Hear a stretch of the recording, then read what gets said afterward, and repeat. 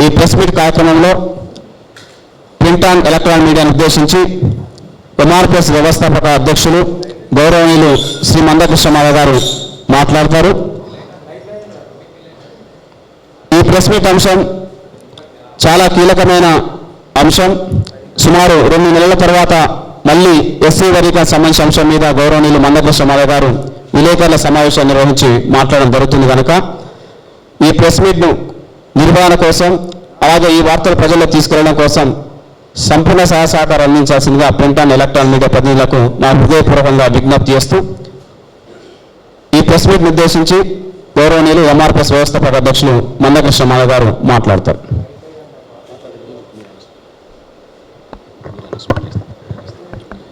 పాత్రికేయ ఎలక్ట్రానిక్ మిత్రులారా, ఒక్క నిమిషం. పాత్రికేయ ఎలక్ట్రానిక్ మిత్రులారా, మీకు ధన్యవాదాలు. మీ సహాయ సహకారాలతోటే ఈ ఉద్యమం 30 ఏళ్ళుగా నిలబడి ఒక విజయాన్ని సాధించిన విషయం ఇక్కడనే మీ సమక్షంలోనే మీకు కృతజ్ఞత చెప్పడం జరిగింది. ఇప్పుడు మరొకసారి ప్రెస్ మీట్ పెట్టే ముందు గౌరవ తెలంగాణ రాష్ట్ర ముఖ్యమంత్రి వర్యులు సోదరులు రేవంత్ రెడ్డి గారు ఆగస్టు 1న సుప్రీంకోర్టు తీర్పు వచ్చిన రోజు అసెంబ్లీలో ఏం మాట్లాడిండు, దానికి విరుద్ధంగా తను ఏం చేస్తున్నాడో ఒకసారి ఆయన మాటల్లోనే మీకు వినిపించడం కోసమే ముందు అది ప్రదర్శిస్తున్నాం. దయచేసి దాన్ని కూడా రికార్డ్ చేయాల్సిందిగా కోరుతున్నాను. ధన్యవాదాలు.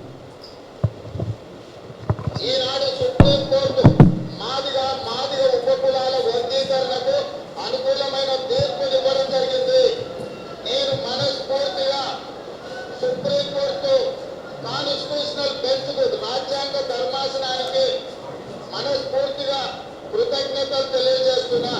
7 మంది జడ్జిలలో 6 మంది జడ్జిలు రాష్ట్రాలకు ఏబిసిడి వర్గీకరణ చేయడానికి అనుమతిచ్చింది. తెలంగాణ రాష్ట్ర ప్రభుత్వం తరఫున నేను స్పష్టమైన ప్రకటన చేస్తున్నా. దేశంలోనే అందరికంటే ముందు బాగానే నిలబడి తెలంగాణ రాష్ట్ర ప్రభుత్వం ఏబిసిడి వర్గీకరణ అమలు చేసే బాధ్యత మా మిత్రులు, మా మంత్రివర్గ సభ్యులు మేమందరం తీసుకుంటాం. అవసరమైతే ఇప్పుడు ఇచ్చిన ఉద్యోగ నోటిఫికేషన్లలో కూడా వర్గీకరణను అమలు చేయడానికి అవసరమైతే ఆర్డినెన్స్ తీసుకొచ్చి మాదిగ సోదరులకు న్యాయం చేసే బాధ్యత మేము తీసుకుంటాము. దయచేసి ఆయన స్పష్టమైన మాటలు మీరు విన్నారు. ఇప్పుడు ఎలాంటి ఆర్డినెన్స్ రాకుండానే ఇప్పుడు ఉద్యోగాల ప్రక్రియ ఎట్లా భర్తీ చేస్తున్నాడో, ఉద్యోగాల ప్రక్రియ ఎట్లా భర్తీ చేయబోతున్నాడో, ఎట్లా భర్తీ చేస్తున్నాడో, ఎట్లా చేయబోతున్నాడో ఒక్క అర నిమిషంలోనే ఆయన వాయిస్ వినాల్సిందిగా కోరుతున్నాను.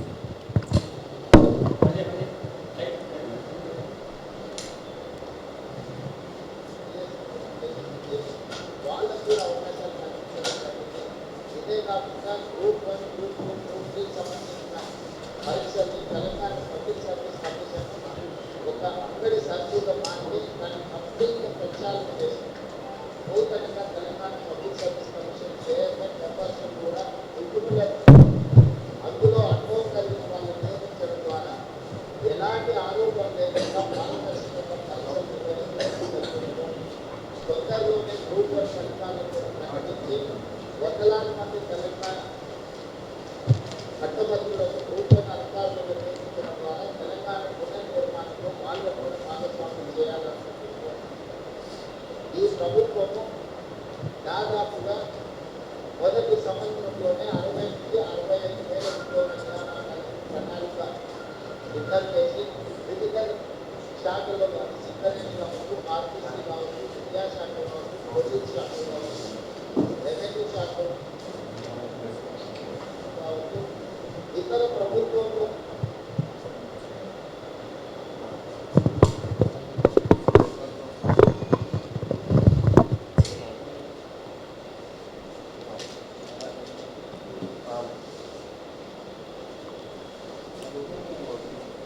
పాత్రిక ఎలక్ట్రానిక్ మీడియా మిత్రులకు ఉద్యోగ నమస్సులు.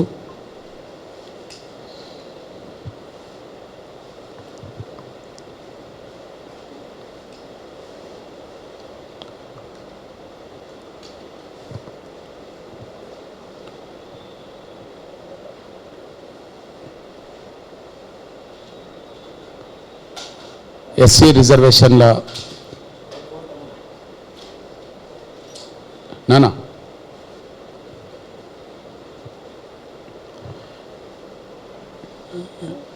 ఎస్సీ రిజర్వేషన్ల వర్గీకరణకు అనుకూలంగా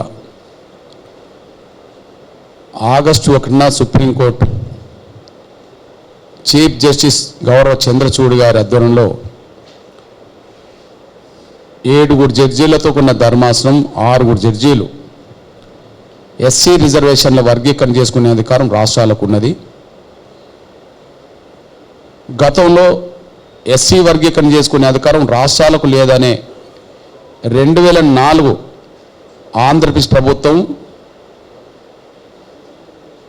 వైఎస్ చెన్నయ్య కేసును మేము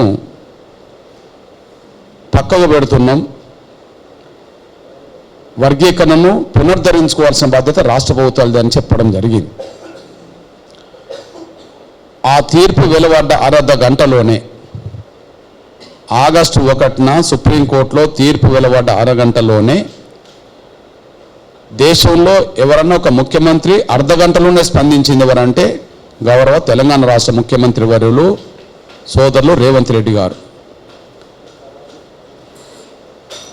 పంజాబ్ ప్రభుత్వం వర్గీకరణకు అనుకూలంగా స్వాగతించింది, కర్ణాటక ప్రభుత్వం స్వాగతించింది, తమిళనాడు ప్రభుత్వం స్వాగతించింది, ఆంధ్రప్రదేశ్ ప్రభుత్వం స్వాగతించింది. కానీ ఆ ప్రభుత్వాలు స్వాగతించడానికంటే ముందే తీర్పు వెలువడ్డ 6 గంటలోనే నిండు శాసనసభలో ముఖ్యమంత్రి రేవంత్ రెడ్డి గారు వర్గీకరణకు సానుకూలంగా స్పందించడమే కాకుండా భారతదేశంలోనే వర్గీకరణను అమలు చేసే మొట్టమొదటి రాష్ట్రంగా తెలంగాణ ప్రభుత్వం ఉంటుందని, అవసరం అనుకుంటే గత నోటిఫికేషన్లు కూడా వర్తింపజేసే విధంగా ఆర్డినెన్స్ తీసుకొస్తామని చెప్పి స్పష్టమైన హామీ ఇవ్వడం జరిగింది. ఆయన హామీ ఇచ్చి ఇప్పటికీ 2 నెలల 2 రోజులు. మేము ఆయన మాటల్ని కొంత విశ్వసించాం. మేము ముఖ్యమంత్రి గౌరవ రేవంత్ రెడ్డి గారి మాటల్ని కొంత విశ్వసించాం. అమలులోకి తీసుకొస్తాడు అని చెప్పి మాదిగా ఉపకులాల బిడ్డలకు న్యాయం చేస్తాడని చెప్పి మేము ఆశించాం. మేము విశ్వసించడానికి ఆశించడానికి అంటే గౌరవ ముఖ్యమంత్రి రేవంత్ రెడ్డి గారిని విశ్వసించడానికి ఆశించడానికి 2 కారణాలు. ఒకటి, ఎంఆర్పిఎస్ ఉద్యమంలో వివిధ సందర్భాల్లో మేము చేసిన పోరాటంలో ఆయన పాల్గొన్న వ్యక్తి. హైదరాబాద్ మొదలుకొని ఢిల్లీ వరకు జరిగిన ధర్నాల్లో వర్గీకరణ జరగాలని చెప్పి కోరుకున్న వ్యక్తి. రెండోది, ఎక్కడ మేము పెద్ద బహిరంగ సభలు జరిపినా, ముఖ్యంగా హైదరాబాద్లో జరిగిన ధర్మయుద్ధ మహాసభలో ఆయన పాల్గొని వర్గీకరణకు మేము కట్టుబడి ఉన్నాం అని చెప్పిన వ్యక్తి. వర్గీకరణ ఉద్యమంలో పాల్గొన్న వ్యక్తి, వర్గీకరణకు అండగున్న వ్యక్తి కాబట్టి ముఖ్యమంత్రి అయ్యిండు. సుప్రీంకోర్టు తీర్పును స్వాగతించడంలో ఆయన వర్గీకరణకు అనుకూలం కాబట్టి అందరికంటే ముందు స్వాగతించేండు. ఖచ్చితంగా వర్గీకరణ అమలు చేస్తాడని మేము నమ్మకం పెట్టుకున్నాం. కానీ రేవంత్ రెడ్డి గారి మీద మేము పెట్టుకున్న నమ్మకం వమ్మైపోయింది. బాధతో చెప్తున్నా, ఆవేదనతో చెప్తున్నా, రేవంత్ రెడ్డి గారి మీద ఎంతో కొంత మేము పెట్టుకున్న నమ్మకం వమ్మైపోయింది. ఇప్పుడు 2 నెలల్లో ఇప్పుడు ఆగ మేఘాల మీద ఇప్పుడే నిన్నగాక మొన్ననే 11,000కు పైగా టీచర్ ఉద్యోగాల ప్రక్రియ ప్రకటించడం జరిగింది. రేపు ఉద్యోగాల నియామకాల పత్రాలు కూడా 9వ తారీఖు నాడు ఇస్తామని ప్రకటన చేయడం జరిగింది. అంతేకాకుండా గ్రూప్ 1, గ్రూప్ 2కి సంబంధించిన ఫలితాలు కూడా త్వరలోనే ఇస్తాం, ప్రభుత్వంలో వాళ్ళని భాగస్వామ్యం త్వరగా చేస్తామని చెప్పి ప్రకటించడం జరిగింది.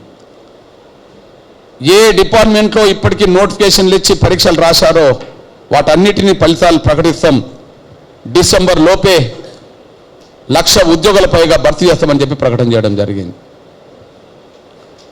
ఇప్పుడు మెడికల్ కౌన్సిల్ మొదటి లిస్టు ప్రకటించారు. మొదటి కౌన్సిలింగ్ జరిగింది. దాదాపు 4000 ఎంబీబీఎస్ సీట్లు భర్తీ అయిపోయినాయి. ఒకవైపు అడ్మిషన్స్ మొదలైనవి, పూర్తవుతున్నాయి. 11,000 టీచర్ పోస్టుల భర్తీ ప్రక్రియ ప్రారంభమైంది. గ్రూప్ 1, గ్రూప్ 2కు సంబంధించిన ఫలితాలు ప్రకటిస్తామని మీరే చెప్పారు. ఇవన్నీ శాసనసభలో మీరు మాట్లాడిన మాటలకు విరుద్ధము. ఇవన్నీ మీరు శాసనసభలో మాట్లాడిన మాటలకు విరుద్ధము. ఇప్పుడు ఏ 11,000 టీచర్ పోస్టులు అయితే మీరు భర్తీ చేయడానికి ఆగమేఘాల మీద ముందుకెళ్తున్నారో, ఏ ఫలితాలు అయితే ప్రకటించారో, ఆగస్టు 1న సుప్రీంకోర్టులో ఏబిసిడి వర్గీకరణలో తీర్పు వచ్చినాక ఆగస్టు 5న కూడా వర్గీకరణకు అనుకూలంగా తీర్పు వచ్చిన తర్వాత కూడా పరీక్షలు రాసిండ్రు. అంటే వర్గీకరణకు అనుకూలంగా తీర్పు వచ్చిన తర్వాత కూడా పరీక్షలు రాశారు. 2 నెలల్లో మీరు ఇవాళ ఫలితాలు ప్రకటించి మీరే అన్నారు ఆగ మేఘాల మీద ఫలితాలను తీసుకొస్తున్నామని చెప్పి. అంత తొందర ఎందుకు? ఇదేమైనా జూన్ మాసమా? విద్యా సంవత్సరం ప్రారంభమైందా? ఇప్పుడు ఇదేమైనా జూలై మాసమా? విద్యా సంవత్సరం ప్రారంభమైన మొదటి నెల అక్టోబర్లో ఉన్నాం. అంటే అతి తొందరగా వేలాది 11,000 టీచర్ పోస్టులు భర్తీ చేయమని చెప్పి ఎవరైనా డిమాండ్ చేశారా? ఎవరైనా పరీక్షలు రాసిన వాళ్ళు వెంటనే మా ఫలితాలు ప్రకటించండి అని చెప్పి ఏమైనా రోడ్డు మీదకి వచ్చారా? షెడ్యూల్ కులాల్లో మెజారిటీ కులమైన మాదిగ బిడ్డలు వర్గీకరణ జరగబోతుంది, మాకు న్యాయం జరగబోతుంది అని చెప్పి ఆశతో ఎదురు చూస్తున్నారు. అంతేగాని వర్గీకరణ లేకుండా టీచర్ ఫలితాలు, ఉద్యోగ ఫలితాలు ప్రకటించమని చెప్పి ఎక్కడ కూడా అక్కడ ప్లీజ్ వర్గీకరణ జరిగిన తర్వాతనే మాకు ఉద్యోగాలు వస్తాయని చెప్పి మాదిగ పిల్లలు ఎదురు చూస్తున్నారు. అంటే వర్గీకరణ చేయకుండానే మీరు ఈ ప్రక్రియలన్నీ ముందుకు తీసుకెళ్తున్నారంటే మీరు వర్గీకరణ వ్యతిరేక శక్తుల ఒత్తిడికి తలొగ్గినట్టే. జాతీయ స్థాయిలో మేము ముందే చెప్పాం, జాతీయ కాంగ్రెస్ పార్టీ అధ్యక్షుడు మల్లికార్జున్ ఖర్గే గారు వర్గీకరణ ప్రక్రియను ముందుకు సాగకుండా అడ్డుపడతాడు అని. అక్కడ ఉండబడే సిడబ్ల్యూసి మెంబర్గా ఉండబడే కొప్పుల రాజు దీన్ని అడ్డుపడతాడు అని. అక్కడి నుంచి వేణుగోపాల్ ద్వారా అడ్డుపడే ప్రక్రియను ముఖ్యమంత్రితో మాట్లాడతాడు అని. ముఖ్యమంత్రి వాళ్ళ ఒత్తిడికి తలొగ్గద్దని చెప్పి మేము కోరి వచ్చాం. ఇక్కడ కొంతమంది మాల ఎమ్మెల్యేలకు సంబంధించిన వాళ్ళు వర్గీకరణ ప్రక్రియ ముందుకు సాగకుండా ఎన్ని ప్రయత్నాలు చేశారో వాళ్ళు మాట్లాడిన మాటల్లోనే ఉన్నారు. వాళ్ళు మాట్లాడిన మాటల్లోనే ఒకటి ఉన్నది, ఎస్సీ వర్గీకరణ ప్రక్రియ వేగవంతం కాకుండా మేము ఆపుతున్నాము, ముఖ్యమంత్రి దగ్గరికి వెళ్ళి మీరు స్పీడ్ పెంచొద్దని చెప్పి కోరి వచ్చాము, అందుకనే స్పీడ్ తగ్గిందని చెప్పి మాట్లాడినరు మాల ఎమ్మెల్యేలు. మల్లు రవికి క్లాస్ ఇచ్చొచ్చాము, మీరు అక్కడ ఉన్నది వర్గీకరణకు అనుకూలంగా ఉండొద్దు, వర్గీకరణకు అనుకూలంగా ఉండకుండా వర్గీకరణ జాప్యానికి మాత్రం మీరు పాత్ర పోషించండి అని చెప్పి వచ్చాము. మల్లు రవి కూడా దానికి ఎస్ అన్నాడని చెప్పి వాళ్ళు మాట్లాడినరు. అంటే జాతీయ స్థాయిలో మాల కాంగ్రెస్ పార్టీ పెద్దల పాత్ర, ఇక్కడ మాల ఎమ్మెల్యేలు మాల ఎంపీల పాత్ర ఇక్కడ స్పష్టంగా కనిపిస్తున్నది. వర్గీకరణ ప్రక్రియ ముందుకు సాగకుండా అంటే ఇప్పుడు శాసనసభలో ఇచ్చిన మాట ప్రకారంగా ముఖ్యమంత్రి రేవంత్ రెడ్డి గారు లేరని, పైనుంచి వచ్చిన ఒత్తిడి, ఇక్కడ మాల ఎమ్మెల్యేలు మాల ఎంపీలు తీసుకొచ్చిన ఒత్తిడి వల్లనే వర్గీకరణ లేకుండానే అడ్మిషన్స్ మొదలవుతున్నాయని, వర్గీకరణ లేకుండానే ఉద్యోగాల ప్రక్రియ ముందుకెళ్తుందనే విషయం స్పష్టంగా రుజువుతుంది. అంటే దీన్ని బట్టి రేవంత్ రెడ్డి గారు తను ఇచ్చిన మాట మీద నిలబడే పరిస్థితి లేకుండా పోయిందని, ఇచ్చిన మాట నిలబెట్టుకునే పరిస్థితి ఇప్పుడు ఆయనకు లేదని, ఆయన మాట తప్పాడని మేము భావించాల్సి వస్తుంది. ఆయన మాట తప్పాడనే విషయం మాకు అర్థమైపోతుంది. ఈ నేపథ్యంలో మేము గుర్తు చేస్తున్నాం. మేము మా దామోదర రాజనరసింహ గారి నాయకత్వంలో, మా సోదరులు సీనియర్ నాయకులు మా మోతుపల్లి నరసింహులు గారి నాయకత్వంలో మాదిగా ఎమ్మెల్యేలందరూతో కలిసి ఆగస్టు 22న కలిశాం. ఆగస్టు 22న ముఖ్యమంత్రి గారిని కలిశాం. ఆయనకు 2 చెప్పాం. ఎస్సీ వర్గీకరణ ప్రక్రియ వెంటనే అమలు చేయండి. అమలులో వారం రోజులు టైం తీసుకుంటే ఆ వారం రోజులు అయినా సరే ఉద్యోగాల ప్రక్రియ పెండింగ్లో పెట్టేసేయండి. ప్రక్రియను వేగవంతం చేయండి. అమలు అయ్యేంత వరకు మాత్రం ఉద్యోగాల ప్రక్రియను ఆపేసేయండి అని చెప్పాము. ఎప్పుడు కలిసినా ఇదే చెప్పాం. సుప్రీంకోర్టులో జడ్జిమెంట్ వచ్చిన రోజు కూడా నేను ముఖ్యమంత్రి రేవంత్ రెడ్డి గారికి అదే కోరాను. నేను ఢిల్లీ నుంచి కోరాను, వర్గీకరణ త్వరగా అమలు చేయండి, స్వాగతిస్తున్నారు కనుక వర్గీకరణ అమలు జరిగేంత వరకు ఈ ఉద్యోగ నియామకాల ప్రక్రియ మీరు పెండింగ్లో పెట్టానని చెప్పి మేము కోరాం. మేము ముఖ్యమంత్రిని కూడా కోరాం. అప్పుడు ముఖ్యమంత్రి ఒక విషయం చెప్పాడు, అతి త్వరలో కమిటీ వేస్తున్నాం. ఈ కమిటీ కేవలం 2 పనులే చేస్తుంది. ఈ కమిటీ 2 పనులు చేస్తుంది. నంబర్ 1, ఇప్పటికే వర్గీకరణ అమలు జరుగుతున్నది పంజాబ్లో. సుప్రీంకోర్టు తీర్పు అనంతరం పంజాబ్లో వర్గీకరణ అమలు జరుగుతుంది. సుప్రీంకోర్టు తీర్పు అనంతరం తమిళనాడులో వర్గీకరణ అమలు జరుగుతుంది. అక్కడ వర్గీకరణ అమలు చేయడానికి ఏ పద్ధతులు అవలంబించారో ఒకసారి కమిటీ పోయి పరిశీలిస్తుంది అని చెప్పాడు. అంతే. దానికి ముఖ్యమంత్రి గారు 22 తారీఖున అన్నమాట ఏంటంటే 24 గంటల్లో కమిటీ వేస్తాం, 48 గంటల్లో మీరు తిరిగి రండి. అంతే. అవసరం అనుకుంటే మీరు ఎంతమంది పోతారో అంతమందికి ప్రత్యేక విమానం కూడా ఇచ్చి పంపుతానన్నాడు. స్పెషల్ ఫ్లైట్ ఇచ్చి పంపుతానని చెప్పడం జరిగింది. మాకు నమ్మకం ఉంటుంది కదా. రెండోది చెప్పాడు, ఈ 2 రాష్ట్రాల ప్రభుత్వాల వర్గీకరణ ప్రక్రియను స్టడీ చేసి వచ్చిన తర్వాత వెంటనే అడ్వకేట్ జనరల్ని కూర్చుండబెట్టుకొని ఆయన ఒపీనియన్ తీసుకుందాం. ఆయన ఒపీనియను ఇతర రాష్ట్ర ప్రభుత్వాలు అమలు జరుగుతున్న తీరును చూసి వెంటనే వర్గీకరణ అమలు చేస్తామని చెప్పడం జరిగింది. దీనికి మేము అభినందించి మళ్ళీ దామోదర నరసింహ గారి నాయకత్వంలో మళ్ళీ ఆయన ఇంటికి వచ్చి ఆయన షెడ్యూల్ వేసుకున్నాడు. 31 లోపు ఈ ప్రక్రియ పూర్తి చేస్తాం. 31 లోపు ప్రక్రియ పూర్తి చేస్తాం. 1వ తారీఖు నాడు రిపోర్ట్ ఇస్తాం. మొదటి వారంలో అంటే సెప్టెంబర్ మొదటి వారంలో వర్గీకరణ అమలు చేస్తామని చెప్పి మాకు దామోదర నరసింహ గారు వాళ్ళ ఇంట్లో చెప్పడం జరిగింది. షెడ్యూల్ కూడా వేసుకున్నాడు. పంజాబ్ ఏ రోజు వెళ్ళాలి, తమిళనాడు ఏ రోజు వెళ్ళాలి, ఇక్కడ అడ్వకేట్ జనరల్తో ఎప్పుడు కూర్చోవాలి, అంతిమంగా రిపోర్టు ముఖ్యమంత్రికి ఎప్పుడు ఇవ్వాలనే విషయంలో 31 తారీఖు లోపు రిపోర్ట్ అంతా తయారు చేసి 1 నాడు సబ్మిట్ చేస్తే మొదటి వారంలో వర్గీకరణ అమలు చేసే చట్టాన్ని తీసుకొస్తామని చెప్పడం జరిగింది మాకు మా సమావేశంలో. అంటే ముఖ్యమంత్రి అంత నమ్మకం కల్పించినాక ఆ అభిప్రాయానికి రావడం జరిగింది. కానీ పంజాబ్లో వర్గీకరణ అమలు జరుగుతుంది. ఏ కమిటీ లేదు, ఏ కమిషన్ లేదు, ఉన్నది అమలు జరుగుతుంది. తమిళనాడులో వర్గీకరణ అమలు జరుగుతుంది.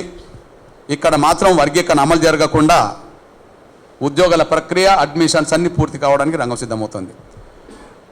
అంటే రేవంత్ రెడ్డి గారు మాట తప్పిండని, ఆయన మాట మీద నమ్మకం పెట్టుకున్న మాదిగలు మోసపోయినట్టుగానే మేము భావించుకుంటున్నామని, అందులో మా దామోదర నరసింహ గారు కూడా ఆ ప్రక్రియలో భాగస్వామ్యం కావడం మాకు ఆవేదన కలిగిస్తున్నదని. ఎందుకంటే నిన్న ఉద్యోగాల ప్రక్రియ టీచర్ నియామకాలకు సంబంధించిన విషయంలో అది డిఎస్సి ఫలితాలు విడుదల చేసిన రోజు ఆయన పక్కన ఎవరు పెట్టుకున్నారు? మా దామోదర నరసింహ గారినే పెట్టుకున్నాడు ముఖ్యమంత్రి. ఈయన విద్యాశాఖ మంత్రి కాదు, అసలు విద్యాశాఖకు మంత్రి కూడా లేడు. విద్యాశాఖ మంత్రి కాదు, విద్యాశాఖ మంత్రి కూడా లేడు. విద్యాశాఖ మంత్రి కానీ దామోదర నరసింహను ఎందుకు పక్కన పెట్టుకున్నాడు అంటే దామోదర నరసింహ గారు కూడా వర్గీకరణ లేకుండానే భర్తీ చేయమని చెప్పి ఆయన కూడా ఆమోదించిండు అని చెప్పి మాదిగల దృష్టికి తీసుకురావడానికి, లేదా మాదిగల్లో దామోదర నరసింహ గారి మీద కూడా ఒక అసహనం పెరగడానికి ముఖ్యమంత్రి ఆయన పక్కన పెట్టుకున్నట్టు ఉన్నది. ముఖ్యమంత్రి ఆయన పక్కన పెట్టుకున్నట్టుగా కనిపిస్తున్నది. ఇది ఎంత అన్యాయం!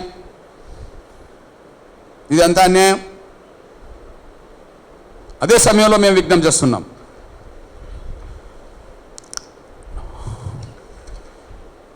ఇప్పుడున్న ఉద్యోగాల నోటిఫికేషన్లో అంటే ఇంతకుముందే నోటిఫికేషన్లలో ఏవైతే ఉన్నాయో వాటికి అమలు చేసి వాటిలో కూడా వర్గీకరణ అమలు కోసం ఆర్డినెన్స్ తీసుకొస్తా అన్నాడు కదా.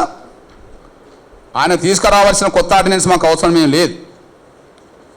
ఇప్పుడు వర్గీకరణ చట్టం పునరుద్ధరించబడ్డది ఆగస్టు 1 నుంచి. స్టిల్ అసలు ఏ చట్టం ఉన్నది ఇప్పుడు ఆంధ్రప్రదేశ్లో, ఇప్పుడు ఈ తెలంగాణ రాష్ట్రంలో?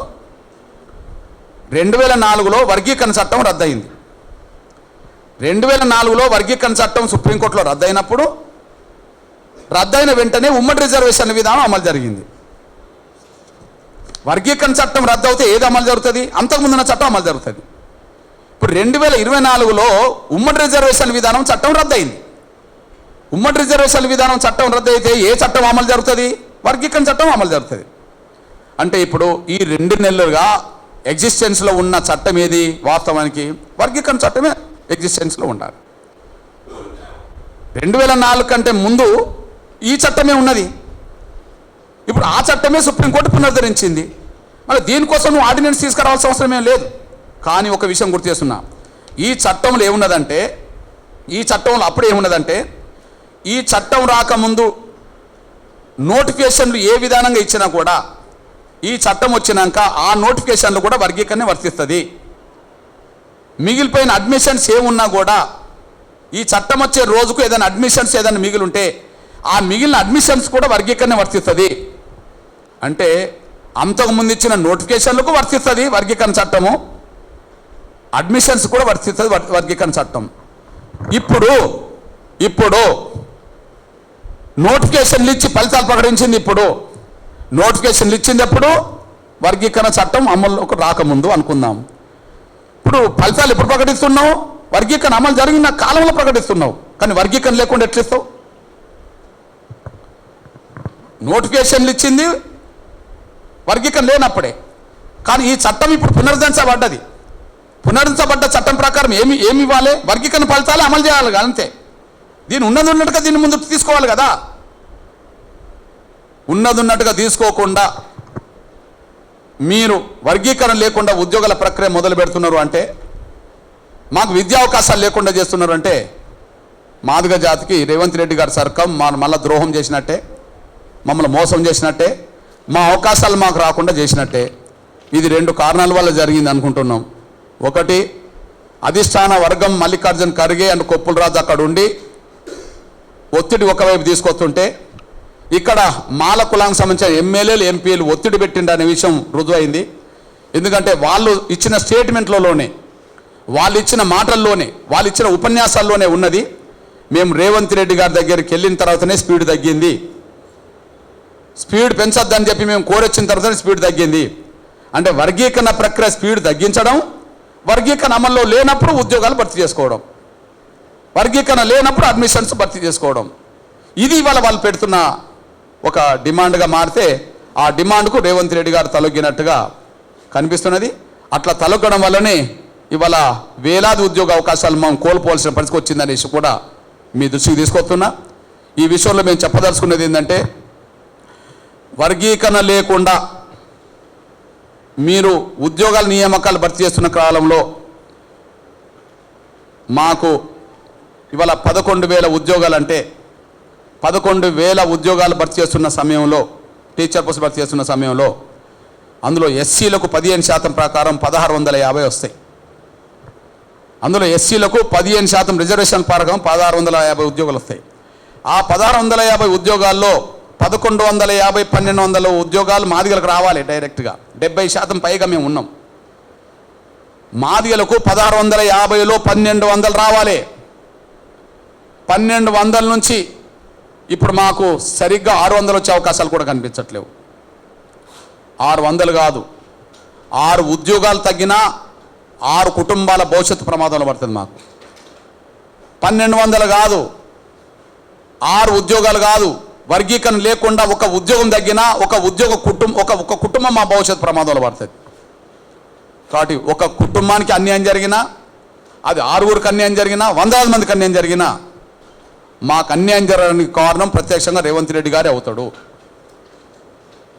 మేము నష్టపోవడానికి కారణం రేవంత్ రెడ్డి గారు అవుతారు. మేము ఈ విషయంలో మౌనంగా ఉండలేము. మేము ఈ విషయంలో మేము మౌనంగా ఉండలేము. అదే సమయంలో మొన్నటి నుండి మెడికల్ కౌన్సిలింగ్ మొదటి దశ పూర్తయింది, నీట్ పూర్తయింది. 4000 MBBS సీట్లు భర్తీ చేశారు. అందులో దాదాపు 600 ఉద్యోగాలు వస్తాయి, మెడికల్ సీట్లు వస్తాయి. ఈ 600లో మాకు 7%, 600లో మేము 12% మేము ఉంటే 12 600లకు పైగా మాకు వస్తాయి. అందులో 400లకు పైగా మాకు వస్తాయి, మా పిల్లలకు వస్తాయి. ఆ 400 సీట్లు వచ్చే కాడ 4 సీట్లు తగ్గినా మాకు నష్టం జరిగినట్టే, 1 సీటు తగ్గినా మా బిడ్డల భవిష్యత్తు పోయినట్టే. అంటే మాకు 1 తగ్గినా 100 తగ్గినా తగ్గడానికి కారణం రేవంత్ రెడ్డి సర్కారే అవుతుంది. అది ఉద్యోగాలైనా అడ్మిషన్స్ అయినా మేము నష్టపోతే దానికి కారణం రేవంత్ రెడ్డి గారు సర్కారు అవుతారు.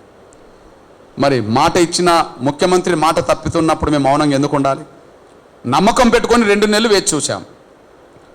ఒకటి వర్గీకరణ ప్రక్రియ త్వరగా అమలు చేయమన్నాం, అంతవరకు నియామకాలు ఆపమని చెప్పాం. మళ్ళీ కోరుతున్నా నేను, ఇప్పుడు ఏమన్నా విద్యా సంవత్సరం ప్రారంభమైందా 11,000 ఉద్యోగాలు టీచర్ పోస్టులు భర్తీ చేయడానికి? ఇదేమన్నా జూన్ మాసమా? లేదా జూన్ మాసం వస్తుంది కాబట్టి అనేది మే నెలనా? లేదా జూలైయా ప్రారంభమైందానికి? అక్టోబర్లో ఉన్నాం, ఇప్పుడు మనం అక్టోబర్లో ఉన్నాం. అంటే ఇప్పుడు అత్యవసరం ఏం లేదు. అయినప్పటికీ ఎవరు ఒత్తిడి వల్ల ఇది వేగంతం చేస్తున్నారు? మాలల ఒత్తిడి వల్ల. అంటే అతిపెద్ద జనాభా గల మాదిగల్ని మోసం చేస్తున్నారు, అతిపెద్ద జనాభా గల బిడ్డల భవిష్యత్తుకు ప్రమాదాలు పెడుతున్నారు, వాళ్ళకు ఉద్యోగాలు రాకుండా చేస్తున్నారు, వాళ్ళకి విద్యా అవకాశాలు రాకుండా చేస్తున్నారు. అంటే మాలల ఒత్తిడి తలకి మాదిగ జాతి భవిష్యత్తును ప్రమాదాలు పడేస్తున్న ప్రభుత్వంగా రేవంత్ రెడ్డి గారి సర్కారును మేము చూస్తున్నాం. మేము మౌనంగా ఉండలేము, ఖచ్చితంగా దీనికి నిరసన వ్యక్తం చేస్తాం. మేము మౌనంగా ఉండలేము, నిరసన వ్యక్తం చేస్తాం. వాస్తవానికి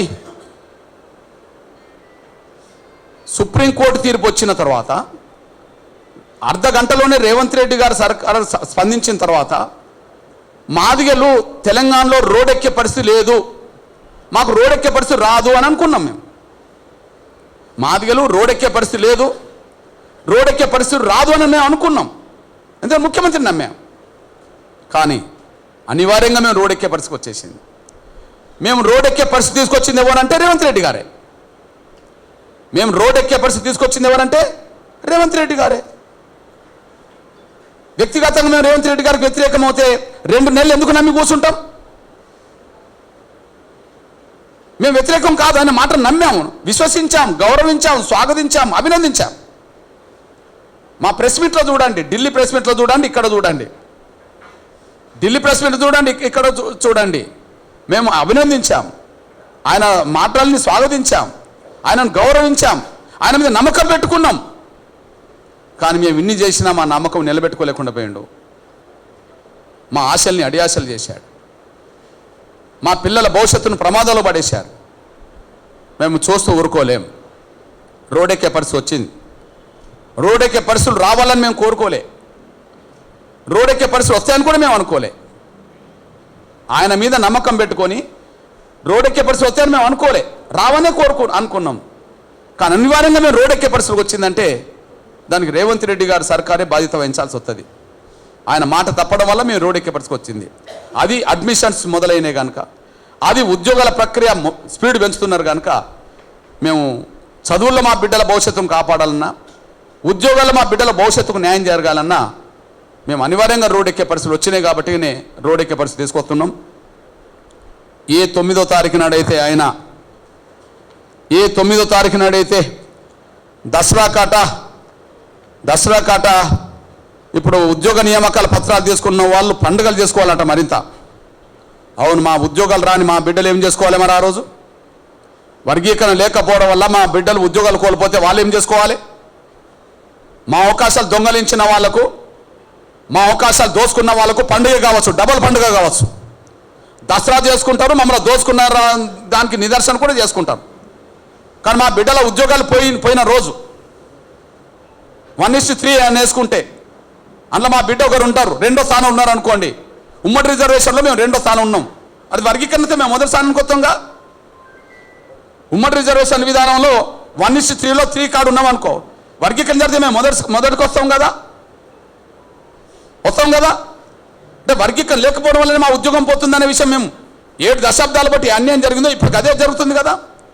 మరి దసరా పండుగకు మేము ఇస్తున్నాం, మీరు పండుగలు డబుల్ పండుగలు చేసుకోండి అంటే ఎవరు పండుగలు చేసుకుంటారు? మా అవకాశాలు దోసుకున్న వాళ్ళు డబుల్ పండుగలు చేసుకుంటారు.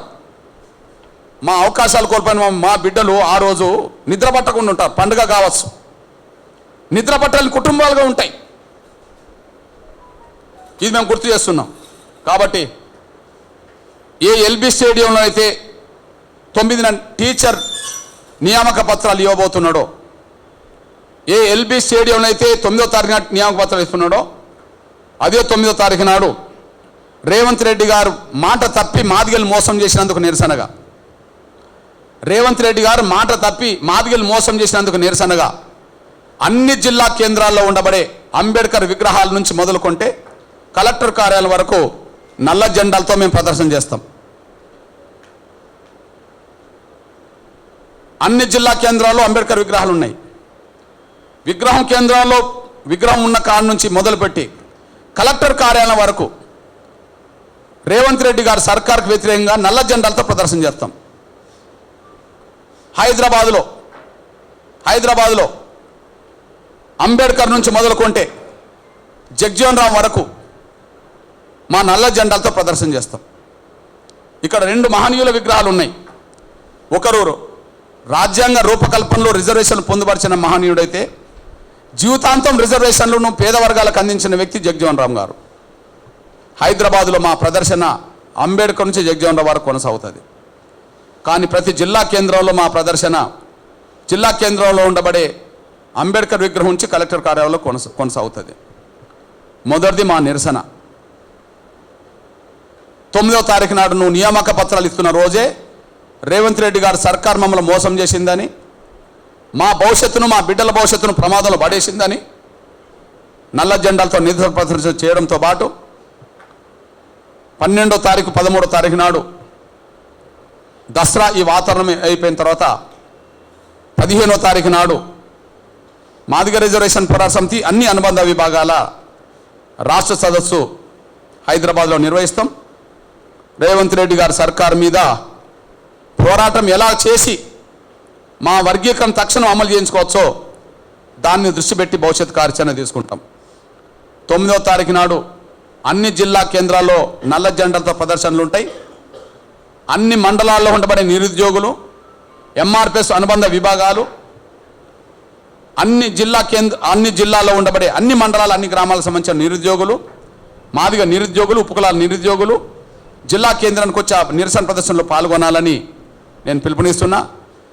గ్రేటర్ హైదరాబాద్ పరిధిలో ఉండబడే నిరుద్యోగులు, ఎంఆర్పిఎస్ అనుబంధ విభాగాలు అంబేద్కర్ కేంద్రం నుంచి, అంబేద్కర్ సెంటర్ నుంచి, ట్యాంక్ బండ్ అంబేద్కర్ సెంటర్ నుంచి జగ్జీవన్ రామ్ వరకు జరగబోయే నల్ల జెండాలతో కొన్ని నిరసన ప్రదర్శనలో పాల్గొనాలని చెప్పి పిలుపునిస్తున్నా.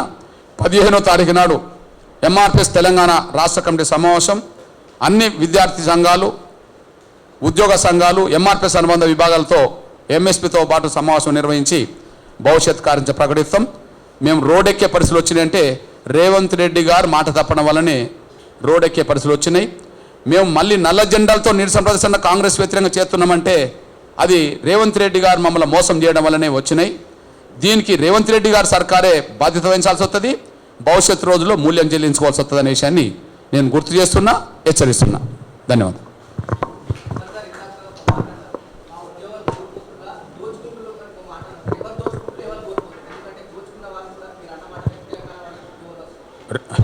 రిజర్వేషన్ లేకపోతే ఎస్సీలకు ఎస్టీలకు రిజర్వేషన్ లేకపోతే అగ్రకులాలు దోసుకునేటి. ఇప్పుడు వర్గీకరణ లేకపోతే మాలలు దోసుకుంటారు. ఏంది తప్పేంది? ఎస్సీ ఎస్టీలకు బీసీలకు రిజర్వేషన్ లేకపోతే ఎవరు దోసుకునేటోళ్ళయా? అగ్రకులాలు దోసుకునేవాళ్ళు. ఎస్సీ వర్గీకరణ లేకపోతే ఎవరు దోసుకుంటారు చెప్పు? మాలలు దోసుకుంటారు. మాకు దాపరికం ఏమి లేదు. మేము ఒక మాట మాట్లాడుతుంటే దానికి కట్టుబడి ఉంటాం, తప్పించుకోము, దారి తప్పం.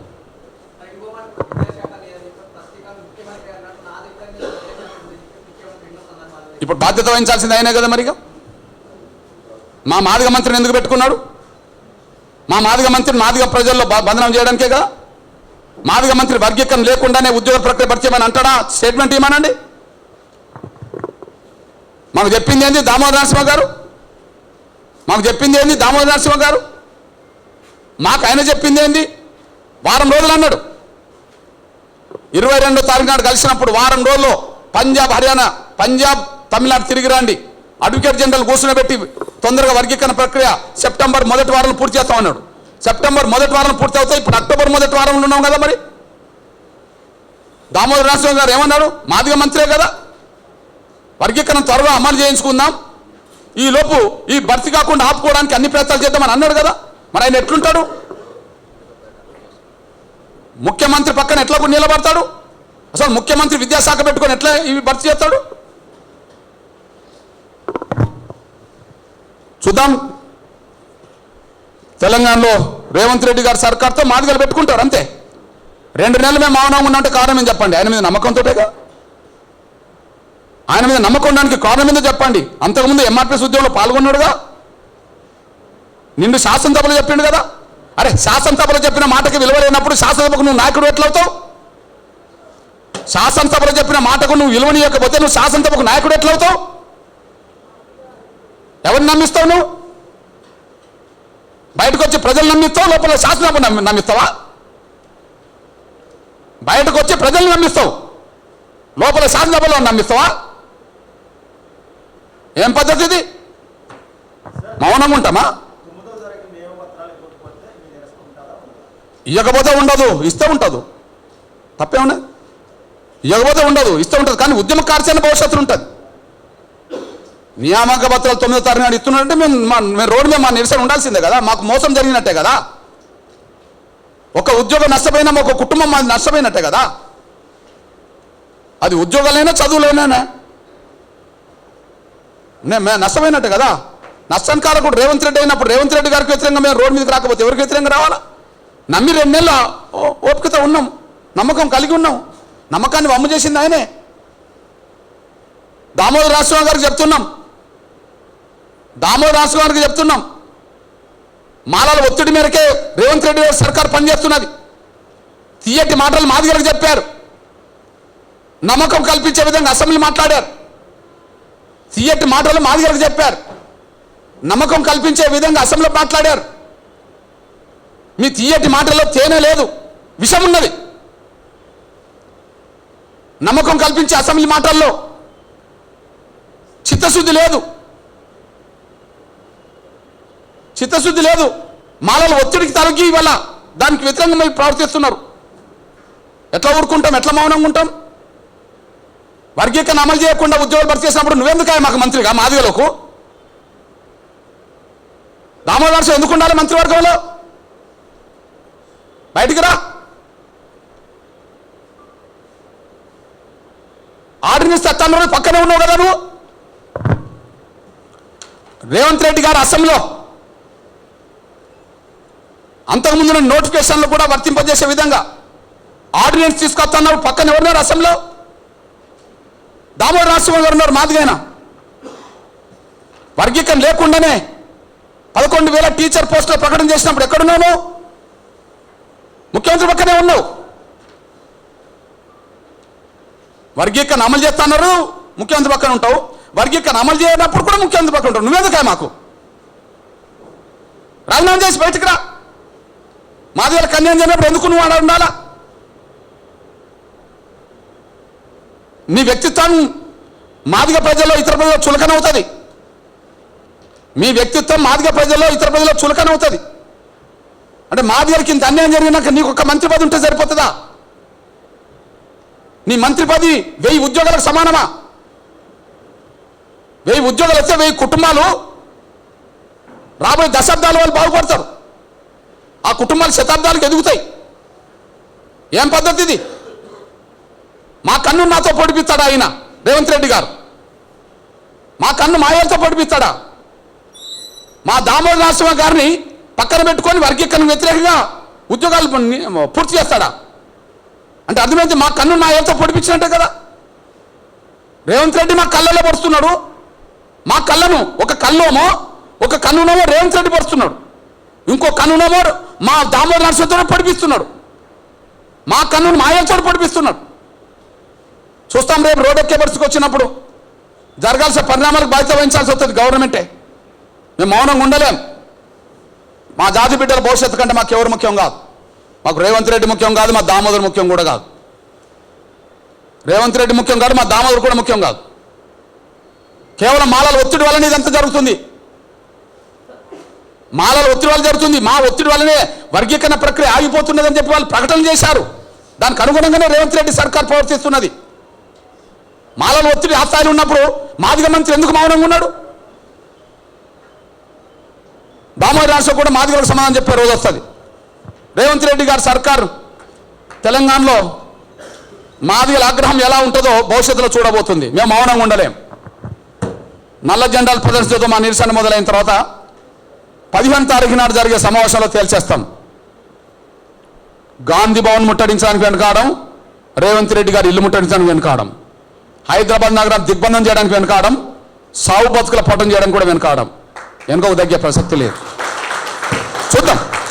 సుప్రీంకోర్టు జడ్జిమెంట్ వచ్చినాక కూడా వర్గీకరణ లేకుండా నువ్వు నియామకాలకు వెళ్తున్నావంటే మా జాతికి ఎంత నువ్వు అన్యాయం చేస్తున్నావో మాకు అర్థమైపోయింది.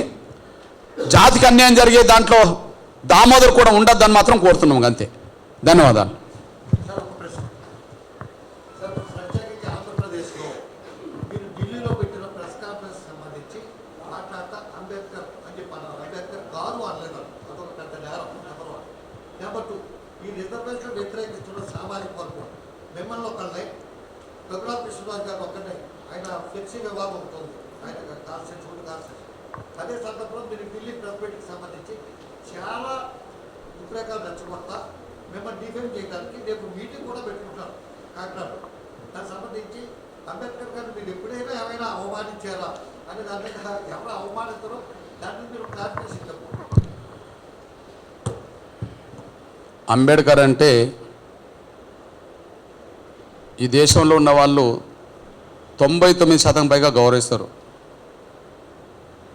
ఎవరో కరడు కట్టిన అంబేద్కర్ వ్యతిరేకులు అంటే వాళ్ళు తప్ప. అంటే సామాజిక న్యాయానికి సమానత్వానికి ఎవరైతే వ్యతిరేకమో అంబేద్కర్ను వ్యతిరేకిస్తారు కొంత. ఎందుకంటే సామాజిక న్యాయానికి సమానత్వానికి బలమైన పునాదులు వేసి ప్రయత్నం చేసిన వాళ్ళు అంబేద్కర్ గారు ఉన్నారు కాబట్టి దానికి వ్యతిరేకమైన వాళ్ళు ఆయన వ్యతిరేకిస్తారు. మేము సామాజిక న్యాయానికి సమానత్వానికి మేము ముందుకెళ్తున్నాం కనుక అంబేద్కర్ను గౌరవిస్తాం. అంబేద్కర్ గారు అనే పదం అనేది ప్రతి సందర్భంలో వాడలేకపోవచ్చు. అంబేద్కర్ అన్నంత మాత్రాన ఆయనను అవమానించినట్టు కాదు. చాలామంది మాట్లాడుతూ అంబేద్కర్ అంటారు. కొన్ని సందర్భంలో అంబేద్కర్ గారు అంటారు. అది ఆయా సందర్భంలో వచ్చే మాటే తప్ప అవగౌరవపరచడానికి కాదు. మేము డాక్టర్ బాబాసాహెబ్ అంబేద్కర్ కూడా కులం ఉన్నదని చెప్తున్నాం. భారత రాజ్యాంగ నిర్మాత కావచ్చు, రిజర్వేషన్లు సాధించవచ్చు, ఆయన కులం లేదా? ఈ దేశానికి స్వాతంత్రం సాధించిన మహాత్మా గాంధీ అనబడుతున్న గాంధీ గారికి కులం లేదా? గాంధీ గారిని ఏమంటారు? ఆయన వైశ్యుడు అంటారు. డాక్టర్ బాబాసాహెబ్ అంబేద్కర్ ఏమంటే ఆయన మహారు అంటారు. ఆయన ప్రత్యక్షంగా మహారు కాబట్టి మహర్ల కోసం ఆయన ప్రయత్నాలు చేసిన రోజులు, మహర్ల కోసం సంఘం పెట్టిన రోజు, మహర్ల కోసం మీటింగ్ పెట్టిన రోజు, మహర్లనే పిలిచి మాట్లాడిన రోజు ఆయనకున్నది. ఆయన ఏ కులంలో పుట్టాడో ఆ కులం గురించి మాట్లాడిన రోజులు ఉన్నాయి. కొన్ని నిర్ణయాలు తీసుకునే సందర్భంలో మహర్లతో సంప్రదించిన సందర్భాలు ఉన్నాయి. ఎగ్జాంపుల్, ఎంఆర్పిఎస్ ఉన్నది, నేను మాదిగను కాదా? ఈ దేశ కుల వ్యవస్థలో నేను ఎవరిని? మాదిగా. ఈ దేశ కుల వ్యవస్థలో అంబేద్కర్ ఎవరు? మహర్. ఈ దేశ కుల వ్యవస్థలో గాంధీ ఎవరు? ఒక వైశ్య. ఈ దేశంలో కులం ఉన్నప్పుడు ప్రతి వ్యక్తికి ఒక కులం అయితే ఉంటుంది కదా. అది నేను చెప్పాను, తప్పేమున్నది? అంబేద్కర్ మహర్ కాదా? మహర్ల కోసం ఆయన ప్రయత్నం చేయలేదా? హిందూ మతంలో ఉండను, ఇతర మతం బౌద్ధ మతంలో చేత అన్నప్పుడు మహర్లతో సంప్రదింపులు చేసుకోలేదా? ఎంఆర్పిఎస్ నేను మాదిగనేంత మాత్రాన సమాజానికి నేను సేవ చేయలేదా? ఎంఆర్పిఎస్ ఉద్యమం నడిపింది. ఇప్పుడు అంటారు డాక్టర్ బాబాసాహెబ్ అంబేద్కర్ దళితులందరి కోసం చేసిండు అని అంటారు. చేయలేదని ఎవరన్నా అన్నారా? కానీ ఆయన కులం మహారా నన్ను మహర్లతో సంప్రదింపుల రోజులు ఉన్నాయి. ఇప్పుడు నేను మాదిగల కోసం ఉద్యమం చేస్తున్నా, నా కులం మాదిగా. మరి ఎంఆర్పిఎస్ చేసిన ఉద్యమాల వల్ల ఆరోగ్యశ్రీ పథకం వస్తే అందరికీ మేలు జరగలేదా? ఎంఆర్పిఎస్ ఉద్యమం వల్ల వికలాంగుల ఉద్యమం చేస్తే అందరికీ మేలు జరగలేదా? ఎంఆర్పిఎస్ ఉద్యమం వల్ల వృద్ధుల వితంతుల పెన్షన్ల కోసం పోవడం చేస్తే అందరికీ మేలు జరగలేదా? అంటే ఈ దేశంలో కులం ఉన్నది, నాకు కులం ఉన్నది, అంబేద్కర్ కులం ఉన్నది, గాంధీ కులం ఉన్నది, అందరికీ కులం ఉన్నది. అదే నేను చెప్పాను. దాంట్లో తప్పు పట్టేదేమున్నది? గౌరవించడం అంటామా? ఆ మహనీయులను గౌరవించకపోతే ఎవరు ఇంకెవరిని గౌరవించుకుంటాం? సందర్భం మాట్లాడుతున్నప్పుడు అంబేద్కర్ గారు అనవచ్చు, ఇంకోరు గారు అనవచ్చు, కొన్ని సందర్భాలు అంబేద్కర్ అనవచ్చు. అది జనరల్గా వచ్చే మాట కానీ అవగాహపరచడానికి వచ్చే మాట కాదు కదా. కాకపోతే ఏంటంటే గుడ్డు మీద ఈకలు లెక్క పెట్టే బ్యాచ్ ఒకటి ఉంటుంది. ముందు వర్గీకరణను వ్యతిరేకించడానికి నైతికత లేని వాళ్ళందరూ, వర్గీకరణ వ్యతిరేకించే సూత్రం ఎలా అని అర్థం కాని వాళ్ళందరూ, వాళ్ళకు సూత్రం కూడా తెలియదు. ఎందుకు తెలియదు? వాళ్ళ స్వార్థపరం. ఇక వాళ్ళకి తెలిసేదే ఉంటుంది వర్గీకరణ వ్యతిరేకించడం తప్ప. వర్గీకరణ వ్యతిరేకించే సూత్రం తెలియదు. ఎందుకు లేదు? అందరికి న్యాయం జరగాలంటే వర్గీకరణ సూత్రం ఒకటే. ఆ సూత్రాన్ని వ్యతిరేకించడం అంటే సామాజిక న్యాయానికి వ్యతిరేకమే. ఆ వ్యతిరేకించే వాళ్ళు ఇప్పుడు మేము మాట్లాడే మాటలు ఎందులో ఏ పాయింట్ దొరుకుతుందా, నువ్వు వర్గీకరణకు అనుకూలమా వ్యతిరేకమా తెలుసు అంతే. అనుకూలమైతే అనుకూలమైన ప్రక్రియకు అనుకూలంగా ముందుకు రా. వర్గీకరణ వ్యతిరేకమైతే రోడ్ ఎక్కి మీ ప్రయత్నం మీరు చేయండి. ఇప్పుడు వర్గీకరణ అడ్డుపడేటోళ్ళు అడ్డుపడతారని మేము చెప్తలేమా? కాబట్టి ప్రెస్ మీట్లలో ఏ మాట జారితే ఏ మాట పట్టుకుందాం. అరే 100 మాటలు మాట్లాడుతున్నప్పుడు ఒక మాట నీకు అనుకూలమని ఎవరు అనుకుంటే నీ భ్రమాది. మేము వెనుకకు పోయేటోళ్ళం కాదు. అంబేద్కర్ కూడా కుల్లమని చెప్తున్నా, ఆయన మహార్ అంతే. దళితుల కోసం పొట్లాడలేదంటే మేము ఎంఆర్పిఎస్ గుండె జబ్బుల కోసం పొట్లాలేదా? ఆరోగ్యశ్రీ పథకం రాలేదా? ఈ తెలుగు నేల మీద ఉన్న అన్ని కులాల పేదలకు ఆరోగ్యశ్రీ కార్డు లేదా? మరి సాధించింది ఎంఆర్పిఎస్ కాదా? ఎంఆర్పిఎస్ సాధించిన ఫలాలు అన్ని కులాల పేదలకు వివిధ రూపాలుగా రాలేదా? బియ్యం కొట్ట పెరగలే, పెన్షన్లు పెరగలే, ఆరోగ్యశ్రీ కార్డు రాలే. ఇవన్నీ ఎవరు చేసిందంటే ఎంఆర్పిఎస్ కాదా? అయితే నాకు కులం లేదన్నట్ట. నాకు కులం ఉన్నా సమాజం కోసం పాటుపడ్డాం. అంబేద్కర్ కులం ఉన్నా సమాజం కోసం పాటుపడ్డాడు. గాంధీ కులం ఉన్నా సమాజం కోసం పాటుపడ్డాడు. కుల వ్యవస్థలో ఎవరి కులం వాళ్ళకు ఉన్నది. సమాజం కోసం పాటుపడే మనస్తత్వం ఉన్న వాళ్ళు సమాజం కోసం పాటుపడతారు. దానికి దీనికి తేడా ఉన్నది. Okay, right.